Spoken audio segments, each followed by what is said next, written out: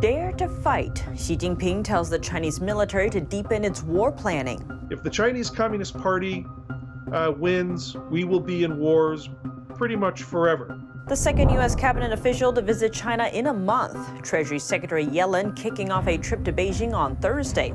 Beijing takes a new swipe at Washington, telling Japan and South Korea you can never become a Westerner. Hong Kong, Pearl of the Orient, or a place of nightmares. 我哋都會終身追捕呢啲罪犯嘅。 2 days, 5 arrests, all charged with aiding dissidents abroad, and 8 overseas activists wanted by Hong Kong police. I'm never gonna stop, and I'm never gonna back down, even though there's a bounty on my head. What do you think about the city's current political status? Let us know below and subscribe if you haven't already.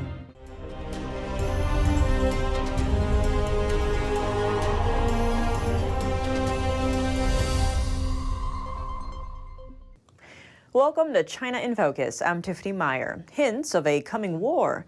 Chinese leader Xi Jinping urging the military to deepen war and combat planning on Thursday.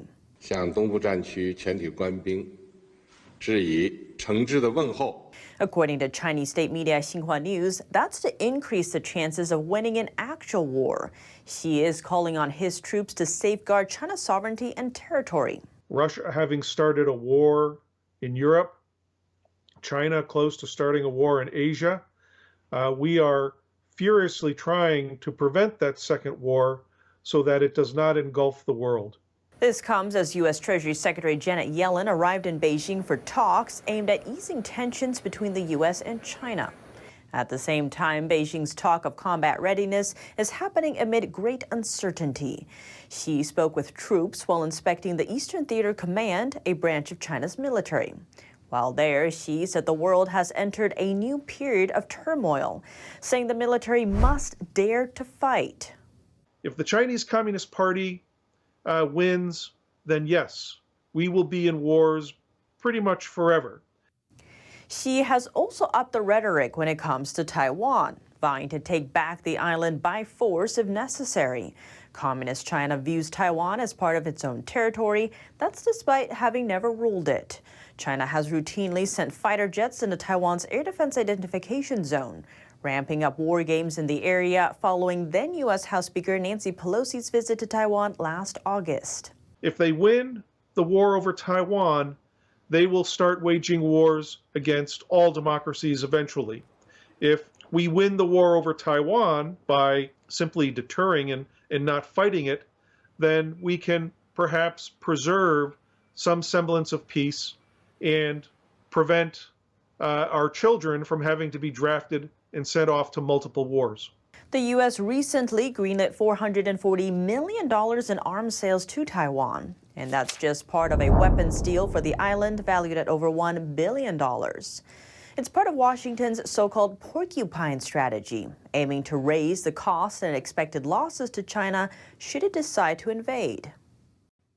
Treasury Secretary Janet Yellen has arrived in China. She's the second cabinet member to meet with Chinese Communist Party officials in less than a month. NTD's Melina Weiskup has the story.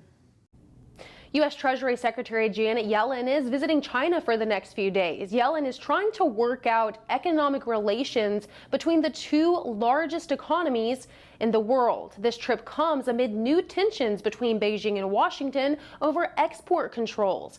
National Foreign Trade Council President Jake Colvin described the trip as one that's expected to help define a quote-unquote new normal. Yellen's trip is part of the Biden administration's plan to deepen communications with China, but some doubt its effectiveness.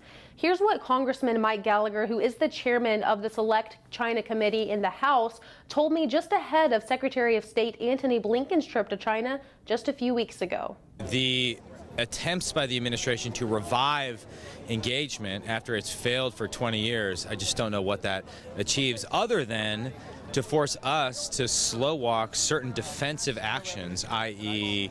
sanctions on key CCP officials related to the ongoing genocide. We have to figure out a way to reclaim our economic independence, to stop funding our own destruction, and to take the golden blindfolds off when it comes to the risks of doing business with Beijing, which we've seen again for 20 years. But Yellen is expected to tell her Chinese counterparts that the U.S. does not intend to decouple the two economies. But this is tricky because the U.S. still intends to protect human rights and protect national security. And although Yellen is mainly meant to focus on economic relations, she's expected to also warn CCP officials of the consequences they face if they do provide lethal aid to Russia. Reporting from Washington, D.C., Melina Weisskopf, NTD News.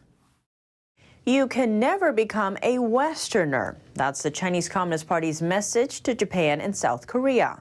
The remark comes from Wang Yi, the head of Beijing's Foreign Affairs Commission and former foreign minister.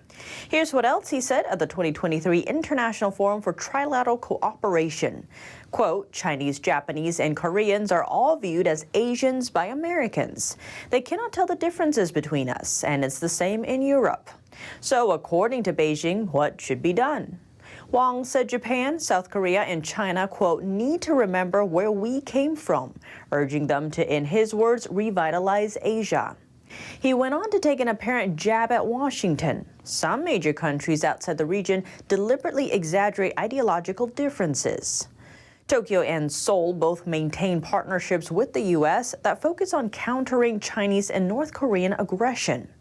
Washington has over 80,000 troops deployed across the two nations, and the three nations have held a number of joint military drills.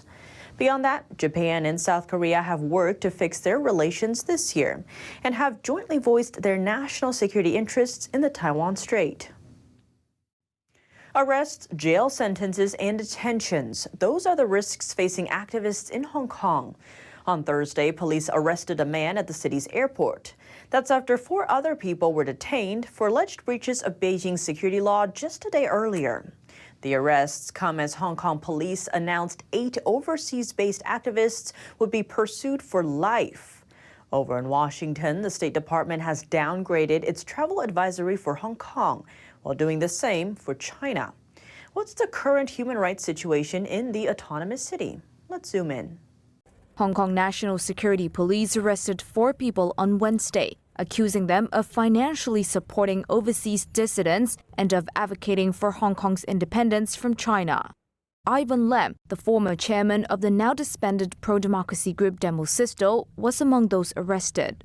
In a statement, police said they arrested 4 men for suspected conspiracies to foreign collusion and doing acts with seditious intent.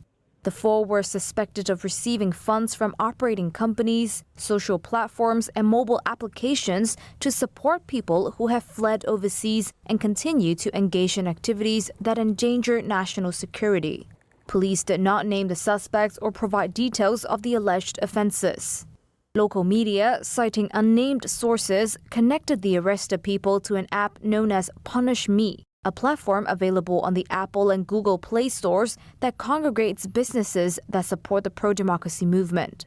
The arrests came just 2 days after the Hong Kong police made a high-profile announcement that it had issued warrants and bounties for 8 overseas-based activists over national security-related offenses. Hong Kong Chief Executive John Lee said on Tuesday that the 8 would be pursued for life. Exiled and pursued for life. 8 overseas-based activists wanted by Hong Kong police, with bounties of over $120,000 offered for each. Where do the exiled activists stand, and how are they reacting to their wanted status? We hear from U.S. and UK-based Hong Kong activists for more. U.S.-based Hong Kong activist Anna Kwok says she's not surprised she's become a wanted person in her home city. I've expected that they would manage to do whatever ways there are to silence us. But she vows to fight on. I believe what I'm doing is right, and I believe the values we're fighting for is right. And that's why I'm never going to stop, and I'm never going to back down, even though there's a bounty on my head. Hong Kong police on Monday issued arrest warrants for Kwok and 7 other overseas-based Hong Kong activists, accusing them of serious offenses, including foreign collusion and inciting secession. Rewards of more than $120,000 have been offered for information leading to each possible arrest.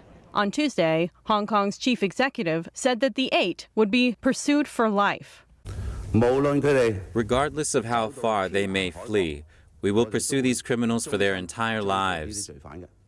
Over in the UK, 2 exiled Hong Kong activists pledged on Wednesday to continue their advocacy work, even though they don't feel safe with bounties on their heads. Well, to be honest, I don't feel really safe in the UK, but this will not deter myself from continuing the advocacy effort. Lau is the founder of the activist groups Hong Kong Liberty and Stand with Hong Kong. He says he has previously been attacked in Britain and has been followed by people. Lau demands a meeting with Foreign Secretary James Cleverly. He wants to talk with him about China's breaches of the Sino-British Joint Declaration, the agreement between the UK and China that made clear that Hong Kong's high degree of autonomy, rights, and freedoms would remain unchanged for 50 years. Maybe this is a way that the UK government will start waking up. Meng, a trade union activist who fled to the UK 2 years ago, also vows to continue his work. If I stop because of the fear, it will only encourage the Chinese government to do more intimidation, more arrest warrants, to silence the overseas activities. Meng said that even though he's not facing imminent arrest, he has to be more careful when taking flights outside the UK to avoid being extradited to China or Hong Kong. I'm also worried about this kind of arrest warrants might trigger and mobilize the so-called, little planes to intimidate me and to harass me. And that was what happened before. Chinese Communist Party loyalists are sometimes known as Little Pinks.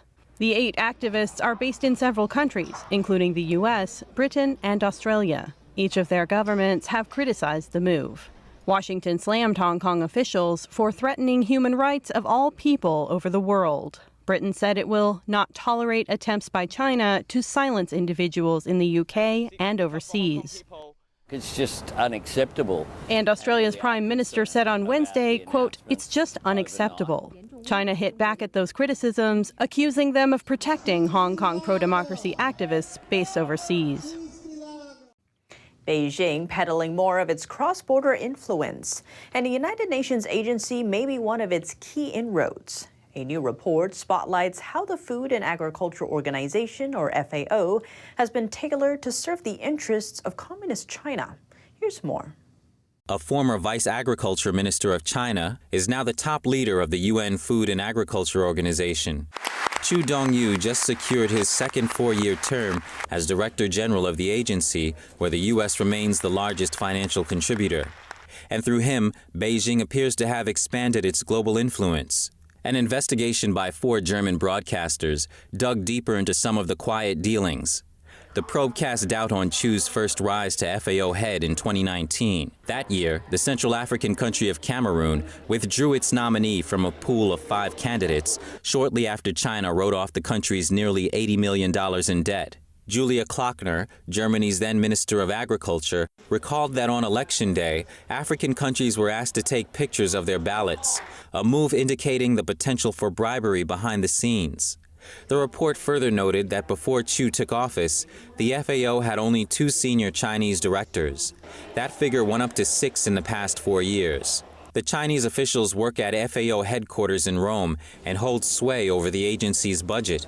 But at the same time, they get salaries from Beijing and report regularly to the Chinese embassy in Rome. On top of these, the FAO has been supplying controversial pesticides to Africa, Asia, and Oceania. The largest share came from chemical maker Syngenta, a company acquired by Beijing-owned ChemChina in 2017.